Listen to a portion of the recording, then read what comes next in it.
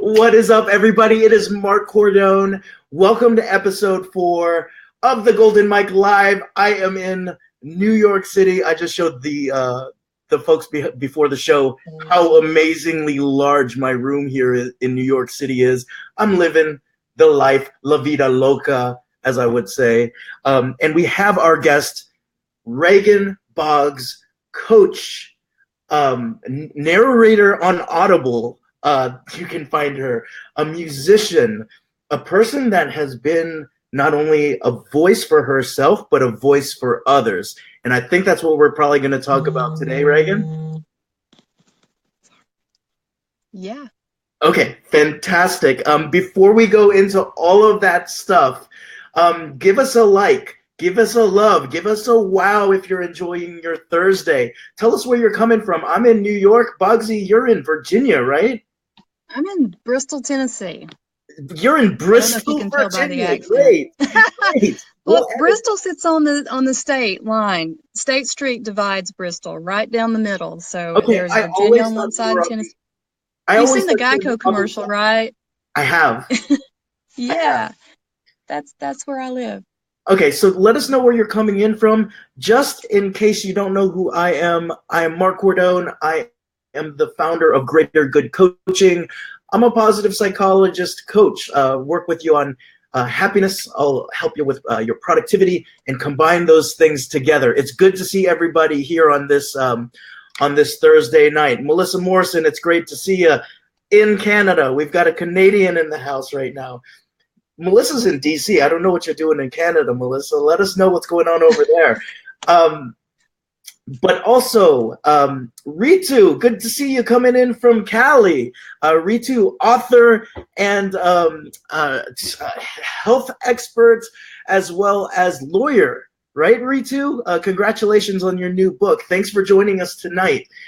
Now, Reagan, what's your story? Because I don't know how to introduce you. Where do you want to start? Oh, I guess we can talk a little bit about why I'm even a part of this group, maybe, and kind of Mm-hmm. how I got here. Uh, I am 41. Happily, I don't care to tell people my age. And I guess about 2015, I had one of those oh crap, let's take a bomb to my life and let's explode it all. And because some things got real for me, and I was hiding, running from a lot of things, and I hear that, beyond resilience, your message. And, I think we have, as coaches, a lot of us have that in common. So going back to me being a kid, I grew up in a holler in a place called Pound, Virginia. And my dad was an alcoholic, a very violent alcoholic, very abusive. He almost killed my mother several times. She ran over him with a car one time. Guns, bullets flying, a lot of violence. And music was there when I was young. My mom and dad both played music, and I was given a guitar for my 6th birthday. And that's kind of where I went for solace and everything. That was kind of my ticket to get out.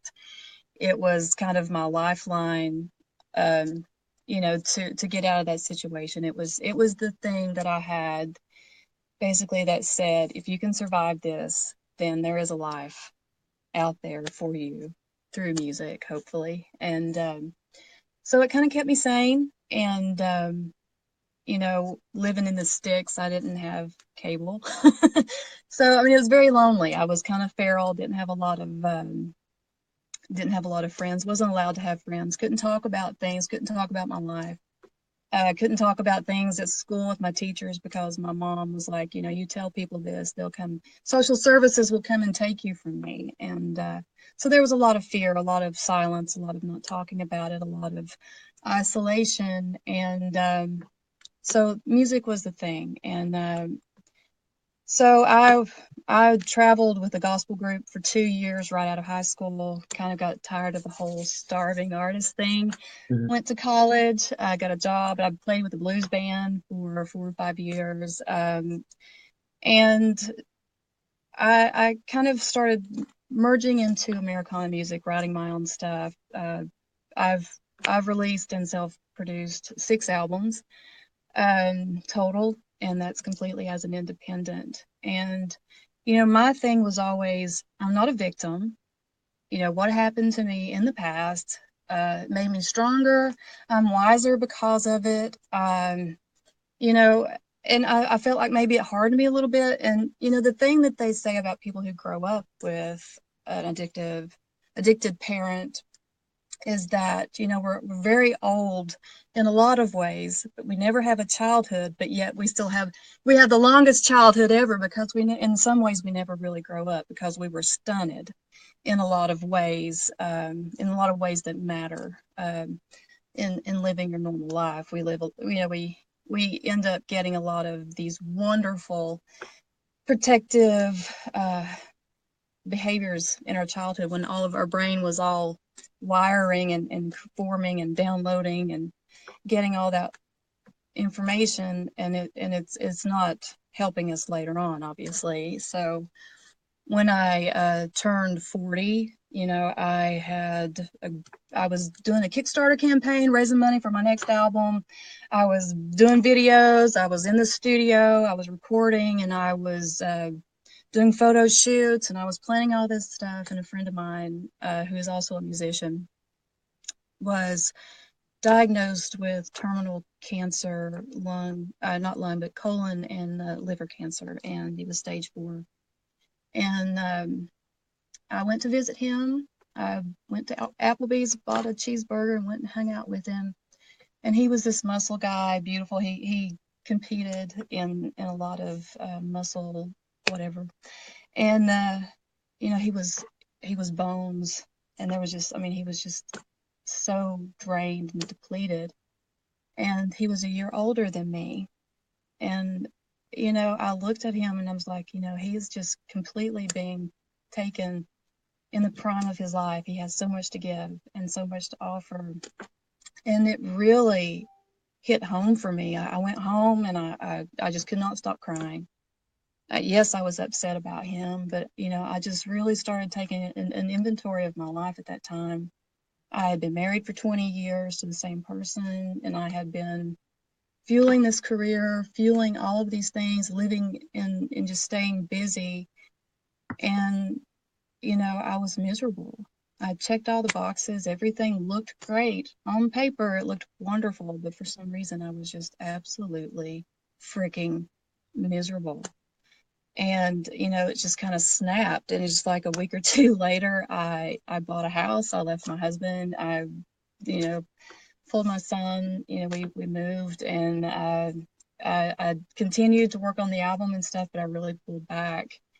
And at the same time, I worked I have an IT degree, so I was working full time at a corporate gig, and I was going to be losing that job, and I knew I was going to get laid off.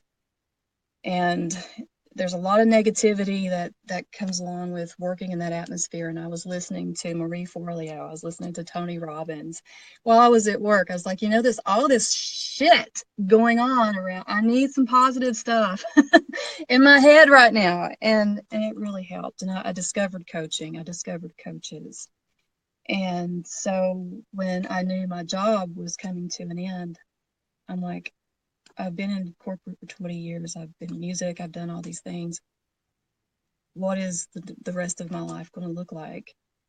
And then I dropped money that I really didn't have. I wasn't employed, but I spent the money to get my certificate in coaching. And I went through that 7-month process, and did a lot of inner work, and it really helped so much. It was just unbelievable.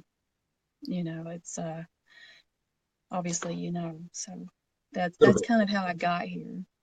So let me, okay, I don't even know what kind of follow-up question I have for that. But that's what I get for saying, where do we even start, right?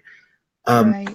Let me backtrack a little bit because you were talking about some of the things that you were talking about when you were in almost growing up with fear and isolation and music and with some of the things in terms of I guess your home sort of being um, alcoholic and violent, and then you started talking about like when we experienced this, did you connect to a community or did you, because I distinctly heard you go from a point of saying I to, Right. Well, in growing up like that, it's there's I think the statistic is there's like 1 in 5 people are growing up in a home with addiction. So when I say we is I know I'm not the only one.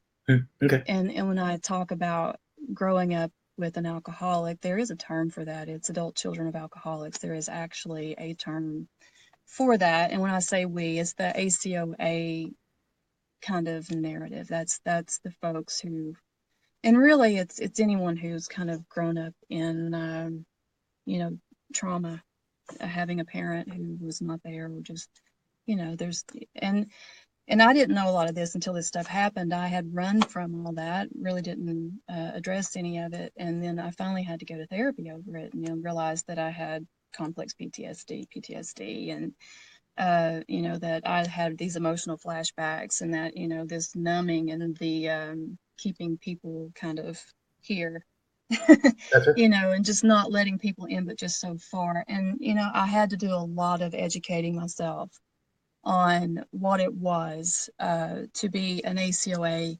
What were the behaviors? What were the characteristics? And coming out of the gate with coaching, that's where I put my focus on, because I felt like, while I'm not a therapist and I'm not an expert by any means, what I have learned completely out of necessity and been in the trenches of trying to navigate through the weeds of what I have, learned about myself, and that's all I can really speak to, and maybe that it kind of relate to someone else as well. That's the we. So let me try to throw this out here. And before I even throw this out, because I'm on your Spotify page right now, um, and I wanted to go through a couple of these songs with you. But so when you were talking about some of the characteristics or the things that you were going through therapy and working on, and you were like keeping people at a distance, I just saw you use your hands here, right? Right. How do you be like an artist and fully intimate with your lyrics? Because all of this stuff is stuff that you wrote, right? I'm assuming, yeah. Yeah. Okay, Yeah. and like, how do you be um, recording like very intimate things and also feel like you can keep people at a distance? That seems seemingly like a paradox. Well, maybe, but when you write, I think that's the great thing about writing is, one, nobody really knows 100% that it's about you, and you can always say, well, it's about a friend. It's not about me. I have no clue who this is about. I am But going at to the like same that because time, I've done that with my you can songwriting. express yourself in that way, and through songs, through music, in ways that I'm not able to communicate to people a lot of times face to face, because I don't have the tools. And those are things that I have worked on over the years. I mean, I have worked with kind of crowd anxiety and being an introvert, yes, but almost to the point of having anxiety about talking to people on the phone. I wasn't on an airplane until I was almost 30. So everything I approach the same way as I did that airplane. It's just, I don't think about it. I just do it, because if I think about it too much, then I'll talk myself out of it. So there's a lot of things Wow. I have achieved in spite of myself. But a lot of these songs are very much real. They're about my life, and then I can tell people those stories and sing them in song, and hopefully it hits them here too, and they can get some healing out of those as well, even though I can't Okay. communicate and have a conversation for shit. So So that's let's see that. if you can have a conversation with me right now about I'm gonna look at your first album, Empty Glasses. This is the first album that I heard from you. I think you got 4 albums here on Spotify. Oh, and then you got one single. But I want to go through this. Empty Glasses, right? Let me play the song.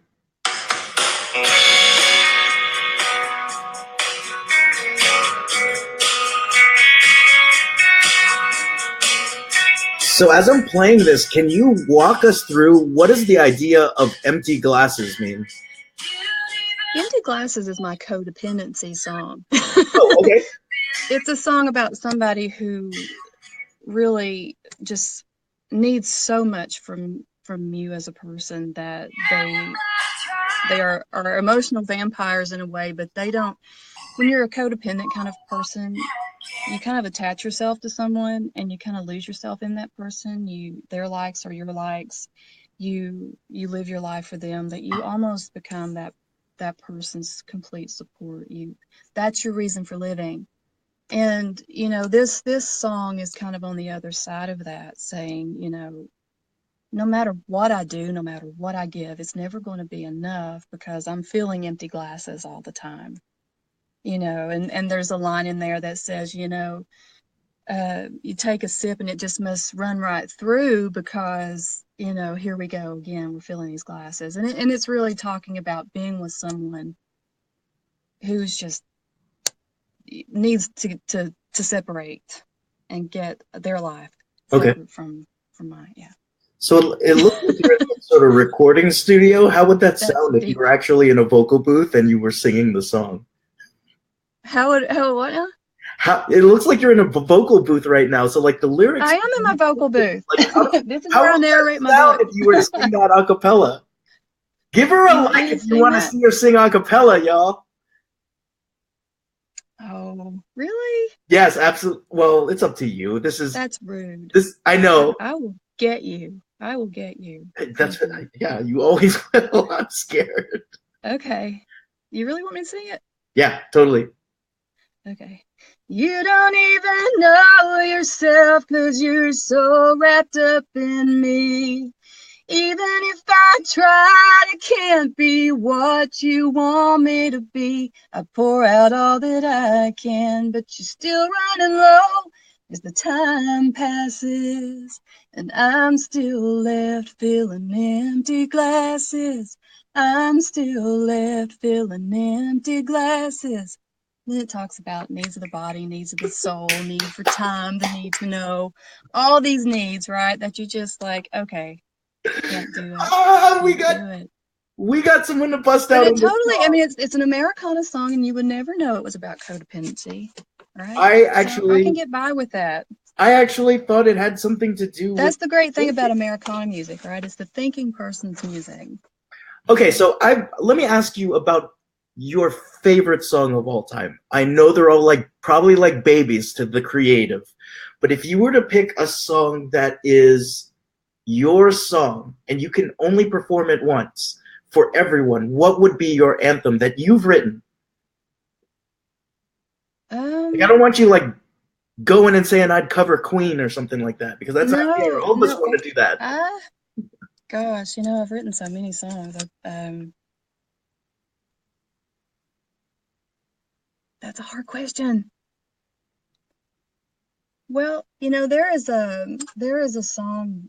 Actually, it's on Quicksand. It's the title track for Quicksand, and it's I think that song is I felt that way for a very long time. It's a song about feeling like it's a want to, can't do life. All these things that I want to do, but for all these reasons, I feel stuck here, and that just one time I'd like to try to just let go and not with the flow and do what I want, not what feels like I should do, kind of thing. Hmm. And say goodbye to this want to, can't do life. And that's what that song is about. It's like, it's getting over the being stuck in quicksand. And there's a line, in this town, the streets are like quicksand, dragging me down, down, down. I might fight, but it doesn't matter because it's a want to, can't do life. And, and I think a lot of us feel that way, that we're trapped, and that no matter what we do, the harder we struggle and the harder we fight, the quicksand's just going to suck you down even harder, right? Yeah. So probably that song, I think that's a message, and it's not a message of saying that you stay there, right? It's just acknowledging that's how I Yeah. feel. Well, I think And what's really interesting is that we've had 3 or 4 guests now, and each of the guests have talked about, in very different but eloquent ways, this idea of you can always rise up, but today the quicksand's always there to pull you back down. I believe that our brother Johnny B, from a couple days ago, talked about how he has claws on his back that are always there to kind of pull him back, that he modeled after the Aliens movie. Alex in episode 1, Walt in episode 3, who we're going to rebroadcast again tonight or this weekend. So everyone talks about it in different ways, right? Um, which absolutely. which would always give credit or merit to the fact that therapy, focusing on your past, understanding why doors are locked, is important, um, for whoever's ready to access that. But then it also looked like you went and did that switch to coaching. Now I must say that on my worst day, I don't want to fucking hear Tony Robbins speak, because it like like there's days where I just don't want to be positive, man. You know what I mean? And I just want to like rage, and Right. so I think it's interesting the way that Marie Forleo's and Tony Robbins pull you up, and everyone's got different things. So what in your story started pulling you towards becoming a coach now? Well, I guess just the fact that I realized that it works. And I love the idea of, I love your therapy helped some. I'm not going to say that it didn't, but at the same time, I don't think it's healthy to stay stuck in that story. I think it's healthy to become aware of what you're doing and the behaviors that you have developed, and really start becoming very, very hyper aware of those things. But at the same time, if you just sit there and wallow in that all the time, I just don't think that's helpful. I think you get so caught up in that story that it becomes such a thread in the fabric of who you are that when you pull that loose, it just falls apart and you don't know who you are anymore. Sorry. No, it's Uh, awesome. but that's how I feel. And even with support groups like around ACOA and a lot of this stuff, I tell people just be very careful, because you can get addicted to the sympathy and then the camaraderie and the patting on the backs of, oh, I feel that way. But at the same time, the coaching says we've done that work. Now let's get some shit going forward. Let's move it. Let's get out of the quicksand. Let's do something about it. And it's not a want to, can't do life. Let's figure out how it is I completely can do life, and let's do this. And that's what I love about coaching is it's okay. It's not all this dragging the stuff out in the past and rehashing and this cognitive therapy of, let's sit in a room, pretend you're Reagan, and you're in that room where your dad was dragging your mom through the living room, and you're going to walk in and you're going to pick her up by the hand and you're going to say, okay, I'm going to take care of you. I'm going to be the parent. And all of this therapy and stuff, I just felt like after a while that I was just done with that. Okay. And, I love the messages of, um, let's rewire the brain. I do have to pay attention to the PTSD stuff, the complex PTSD. I mean, Pete Walker has a wonderful book about that, which I keep kind of as a Bible. It's a great book. It's called From Surviving to Thriving: Complex PTSD. It's a great book. Yeah. But and his approach to it is, the brain is it's a dynamic thing, and it can be rewired. It's not easy, but it can be, kind of stuff. But Okay. So I let's. don't want to look back. I do think that you have to own your shit, and I always say that. You can't blame everyone always for where you are in life. At some point, you got to say, yeah, that sucked. So let's talk But, about this. I'm my own person, and now I am taking control of the reins. I'm driving my own car. We're heading down the road now, and let's move it. And I think it's very important at some point to drop the story. It's Hmm. compelling. It got you here, and I'm not saying that you just have to throw it all out, Mhm. because I mean, a lot of the traits, a lot of the things that I did end up with were valuable. They're wonderful. I am creative. I am empathetic. I'm a perfectionist. I am, a very good organizer, because you had to be a parent when you were younger, so you kind of learn. You were the parent in a way, so you kind of had to learn to be the grown up. A lot of things good. It's just some of the other stuff. That I'm.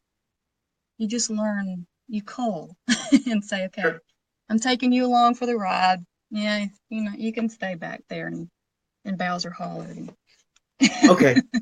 Well, I um, think wow, you provoked me on that one there, because I'm gonna need to journal tonight about what I think about um, uh, sort of the past and the future and the way that I hold on to things and maybe the way that I need to let go of things um, in order to move forward past my barriers, right?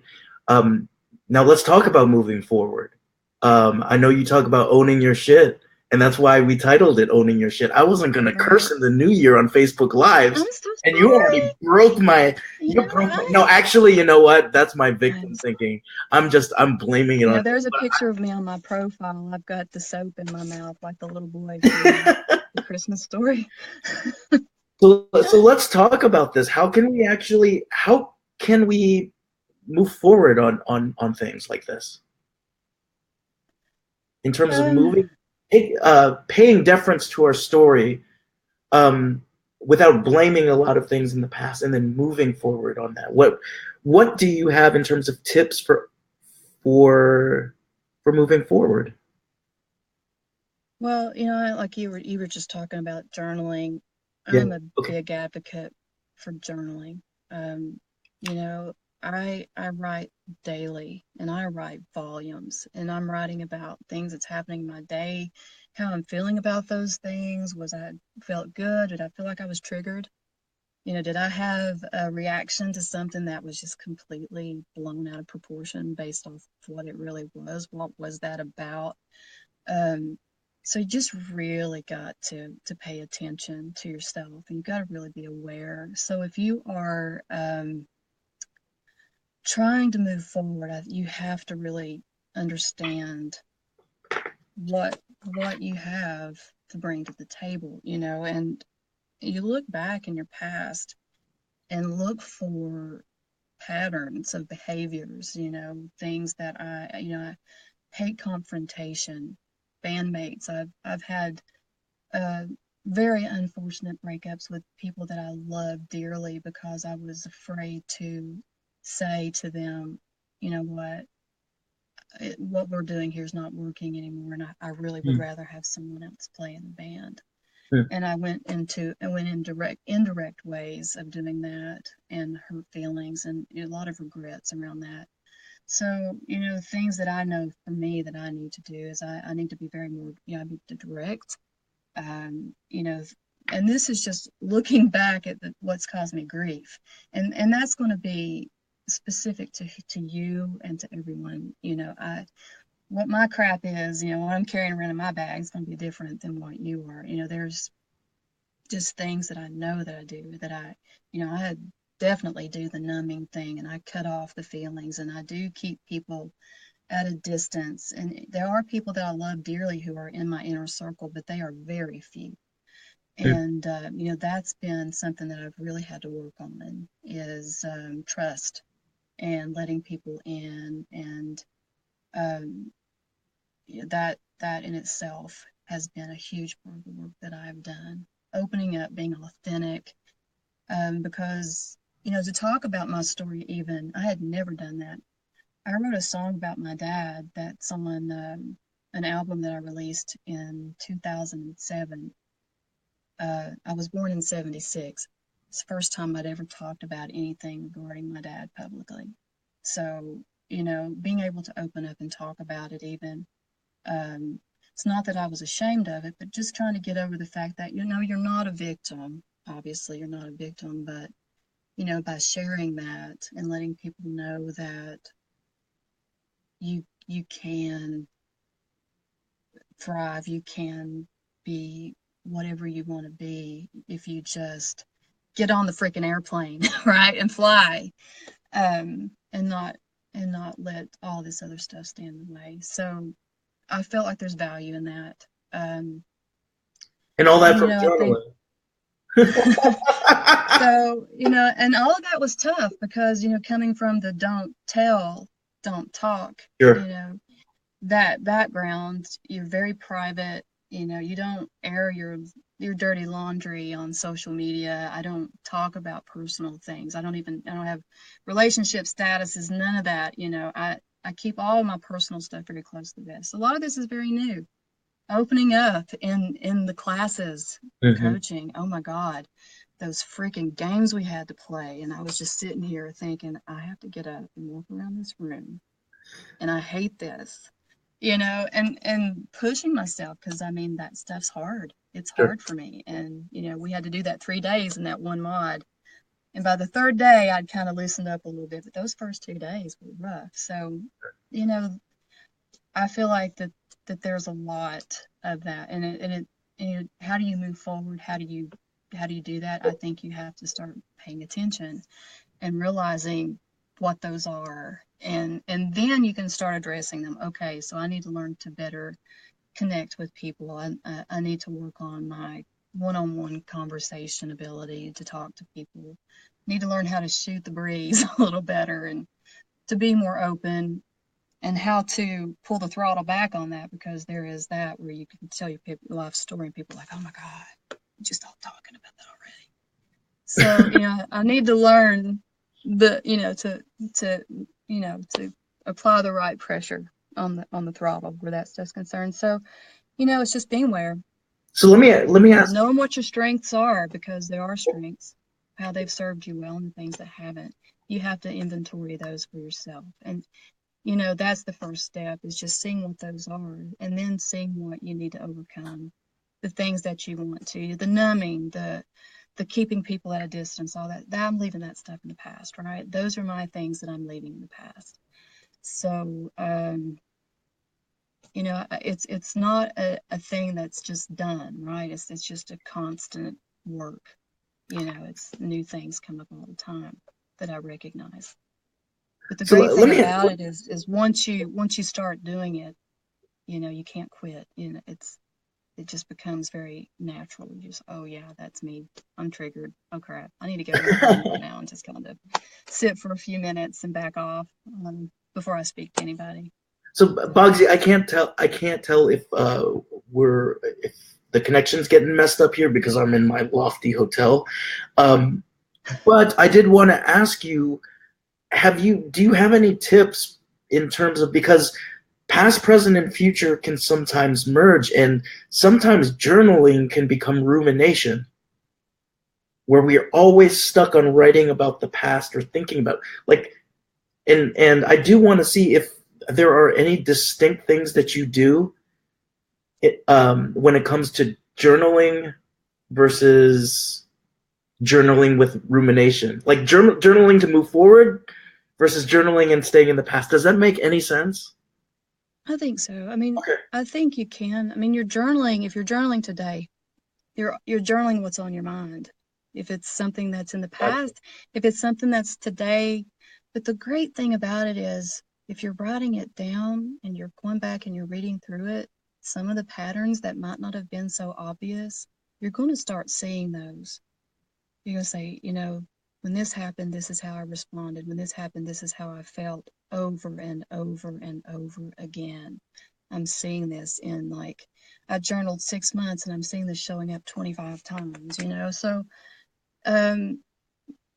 if you do need to talk, if you do need to write about things in the past, write about it. If you're writing about it, you're processing it. And I think that's healthy, because that's a lot of the problem with CPTSD, and CPTSD is that you aren't processing it. Those memories kind of get stored. It's kind of like file names, Word documents with no names back in some file somewhere that your brain's not really connected to anymore. So when you're thinking about this stuff, you're putting feelings to it, you're putting logic to it.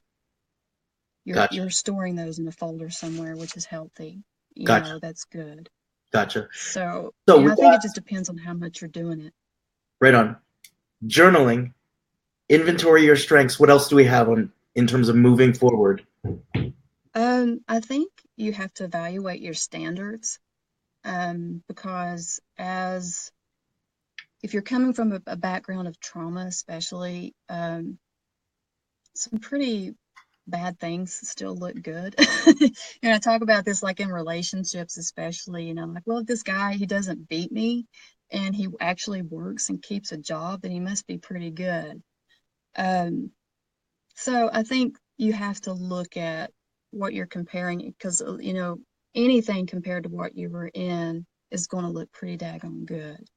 Hmm. So I think we have to shoot higher than that. I think we have to recognize when we're settling for things that aren't ideal in our life and evaluating who is in our life, who are the energy vampires, Hmm. and how are certain people making us feel? What are they bringing out the best in us?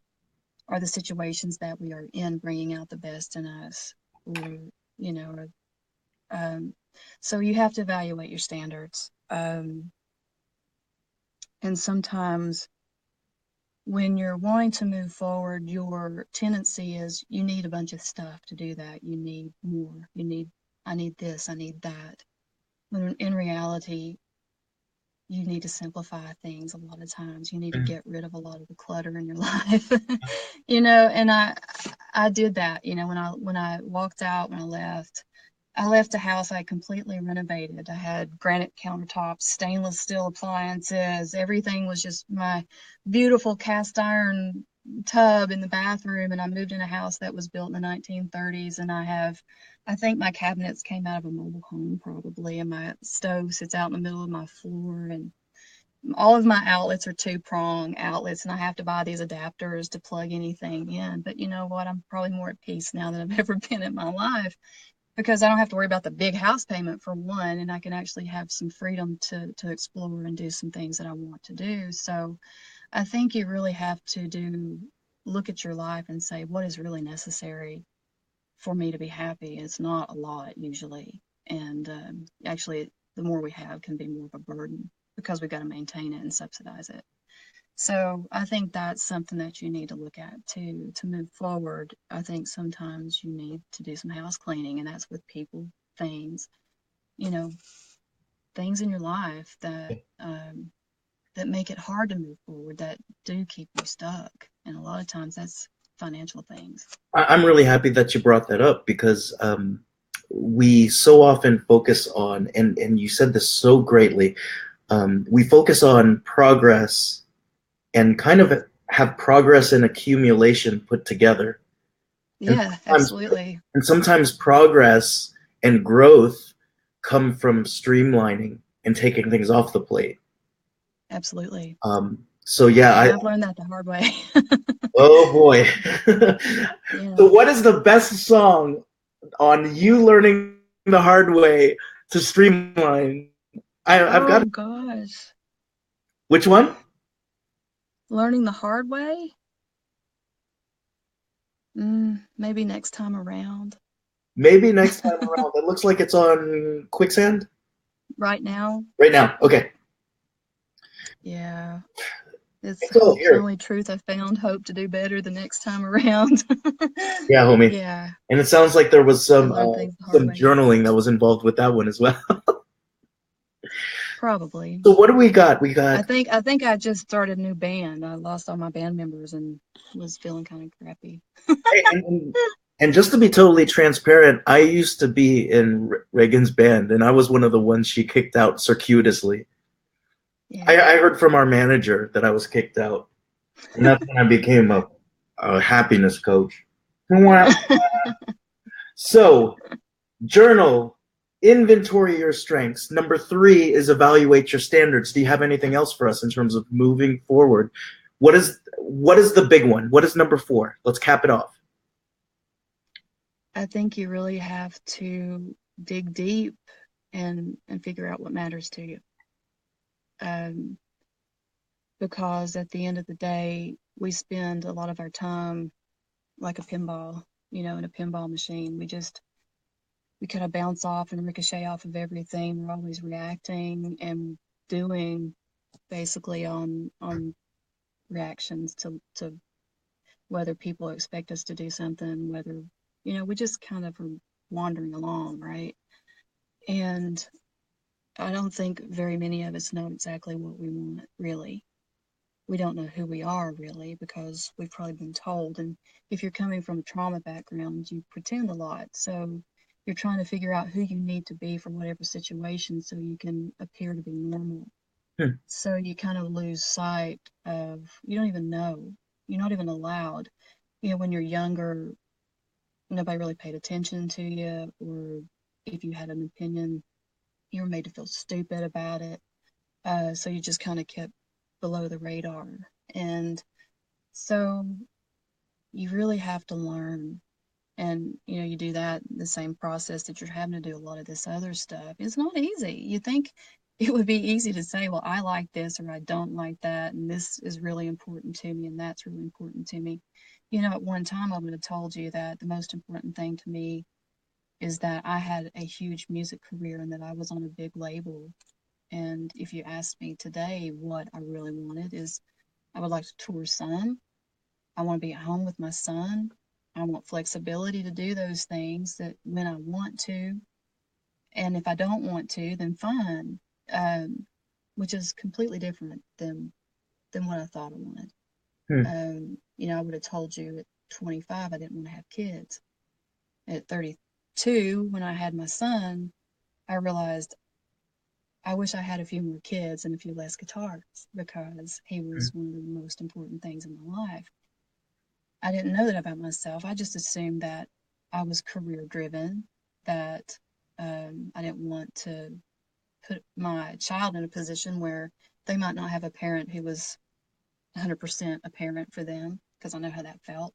Hmm. And there was things I wanted to do, and I didn't want to half-ass being a parent. So, but when I, had my son, I realized, you're not going to half-ass being a parent. You're just not. Um, because he became priority number one. And then everything else shifted. And so coaching has done a lot in bringing out, I've had to really look at what's important. And I think everybody needs to figure it out. Um, and don't be surprised if it's completely 360 from what you would have thought. Um, I thought I was going to corner you on that one and ask you what matters most to you right now, and you answered it because I already know that I'm about to ask you the golden microphone question. I know you've seen a couple episodes Well, of it. you've asked me this before, and it's a hard I think question. I think I have, and so I'm going to ask you it again. But before I do, um, I'm going to put up your website there so we can keep in touch with you. RBC Quality of Life. And before you go there, don't forget that you can find Reagan narrating on Audible books.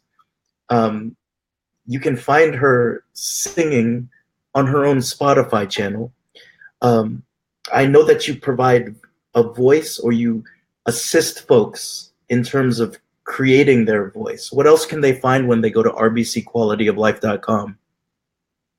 There is a lot of information about um, adult children of alcoholics in general. Hmm. Resources for that I have listed. There's a book list. Um, I don't know how many books are on that, but if you want to find information, I just listed some of the books that I read. They're all on there. I have recorded several YouTube videos, very raw, tormented even YouTube videos that's kind of walk through some of my journey at realizing, first of all, the ACOA was actually a thing, looking through all those characteristics and going, oh my gosh, that's me, that's me, that's me, that's Hmm. me. And, I think when I got to the part where I was reading Pete Walker's book about complex PTSD, I think that's when I realized I can't do this by myself. Hmm. I can't Google diagnose and fix myself on this one. And so all that's on there. There's videos, there's blogs, there's information about coaching, coaching forward. What's interesting about putting those videos out there, I thought I would really draw a lot of ACOAs in, but what the folks that I've actually drawn are people on the other side of a relationship with somebody with ACOA trying to understand the person that they're with, Hmm. trying to understand. I had this amazing relationship with this woman. We were engaged and everything was perfect. And then all of a sudden she just left and things changed and I did something. I don't know what I did. And um, so I've had a lot of conversations trying to explain to people who are not ACOA what can happen, what might be going through that person's head. Um, you know, letting them know that if that person's not willing to get help, that they need to kind of move on because they're going to be in that empty glasses space of trying to put all the effort on one side, and that's never going to work. So there's a lot of information. So I'm Um, throwing this out before we go to you know what, the golden mic, but we've got John asking a question. As a fellow musician and proudly representing PTSD, do you feel the songs you write about the past allow you to vent or keep it alive? John's songs, my songs of the past bring it back as if it happened yesterday, and I scream throughout. Curious how those affect you. Good yeah, question, it's John. tough. Yeah, there are some songs that are really they bring back everything. And I actually wrote a song called "I Don't Want That Song in My Head," and it's actually, I don't want that song in my head, and it's actually my own. It's like I don't want to be thinking about this. I don't want to be going back to that place. And when I hear those lyrics and I hear that melody, it just puts me right back there as if I was living it all over again. And uh, it's great for songwriting material. It is tough to sing it sometimes. It really is because you would think over time, even with all the work, that you would be kind of immune to it at some point. Some things, yeah, others not so much. So let me ask. So Let me ask both. Let me ask this to everyone who wants to reply. But Reagan, since you've got the mic, and John, since you've said something, why do you all put that on your set list if you know that that might trigger something? well, you know, some people are in the music for the money and likes and views on videos or whatever, but as bad as this is to say, if I'm in a room full of four people and I sing a song and somebody cries, Mhm. then then that was why the song was written. That's why I'm singing the song because it's not just about me. Um, because I know I'm not the only one that's experiencing these things. Some of my songs are pretty specific. I write a lot of story songs, a lot of ballad songs, a lot of history songs about Appalachia and the area that I'm from. But the personal stuff, I don't think that we're all that special Hmm. in our pain or our dilemmas or our circumstances. It's pretty universal and timeless, really. Yeah, when you mean someone crying, like, are you talking about someone being hurt by the lyrics? I Not at all. what do you mean? I think there is a pressure valve that gets released when you realize that you're not alone. And like a song I wrote last year about there's a town, Gatlinburg, Tennessee, that caught fire and burned Yep. a Okay. large amount of the town. And I sat up one night. It's like 3 o'clock in the morning, and I wrote this song about this town as if I was living in this town. I wasn't living in Gatlinburg, but I had seen the fires. I had heard the interviews from people who were there. I'd seen the photographs of the firefighters who'd been up for 72 hours straight, sleeping on the sidewalks, on their jackets, and I wrote that song, posted it on Facebook at like 3 o'clock in the morning in my pajamas. I woke up and it had 30,000 views. And all these people were saying, thank you, thank you, thank you, thank you for this. Because at the end, it's saying, you know what? From the ashes, we're going to rise. Yes, this sucks. Yes, it's painful, but we're going to come out of it quite all right. And so that message, there's messages of hope. There's message of I'm not alone. And there's messages of, wow, this is exactly what I was thinking, even though I really didn't know it. You put into words exactly how I felt at that Okay. point in time when I was going through something very similar. Well, I guess John is saying something similar.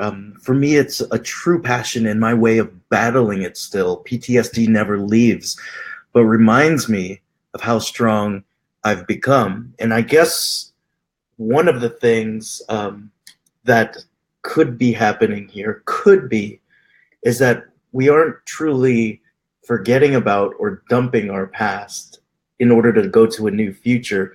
We're integrating it all together in the moment. I Um, think so. yeah, I think so. right on. So I guess John and Reagan's got a new band going on here. The Beyond Resilient 2, with Cordone kicked out to the corner in his tiny little cubicle Yeah. here in New York City. Wah wah tear. So Reagan, you've But said you're still enough. taking me to the prom. Yeah, I got a prom date. Yes. One I'll prom dye date my for hair blue. Cordone before he turned 50. Let's do the golden microphone. Y'all keep in touch with Reagan. I'm putting her thing back up. I hope that you enjoyed this. We talk about a few minutes before in the private group, and then we just kind of go where it goes. Reagan, thank you so much for sharing what you've shared. Thank you so much for putting yourself out there, and the music is awesome. And thank you for putting it all together and coaching. Golden microphone. We're gonna switch it on. You got 2 minutes. It translates to the world. What do you got to say? Well, and we've talked a lot about coaching, uh, what coaching means, what kind of brought us to coaching. You know, I do have the ACOA past. I do help ACOA. That's kind of been my pro bono thing. That's been a Mm, passion thing. You know, but I think all of us are very complex people. You know, I'm a single mom. I've worked corporate jobs, want to get out of corporate. I'm creative. I'm a songwriter. You know, all of these things, and I bring a lot to the table when it comes to a lot of life challenges and a lot of things that you have to sort through in any lifetime.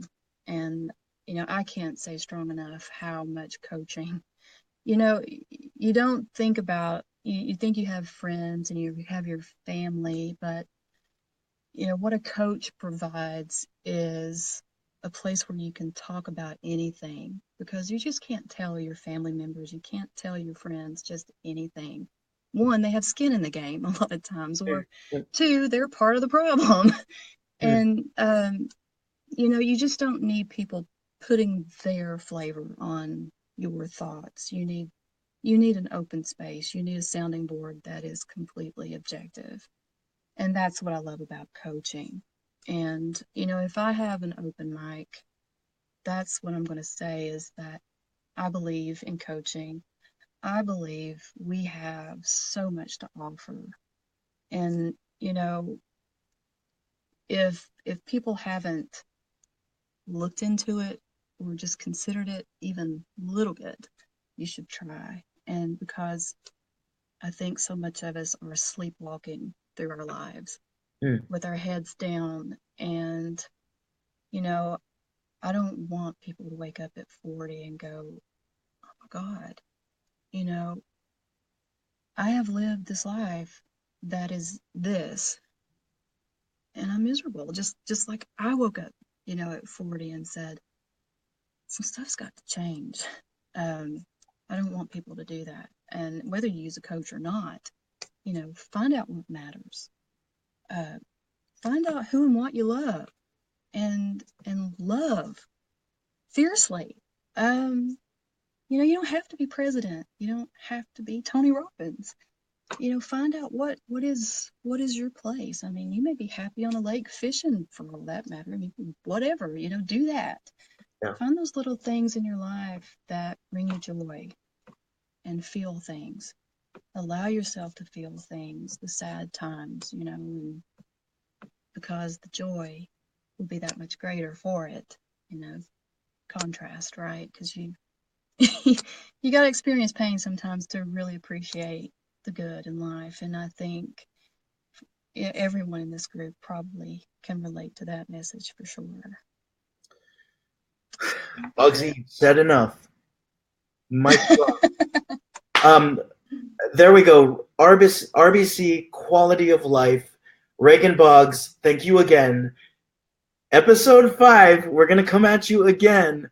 Tomorrow it's going to be an Atlanta, New York connection, and we are also going to be talking about the connection between spirituality and entrepreneurship. Where did the two collide or not collide? Miss each other. So let's talk about that. But Boggs, everybody go to her site. Have a good one. Good evening. Sorry about the cursing. Not sorry. See ya.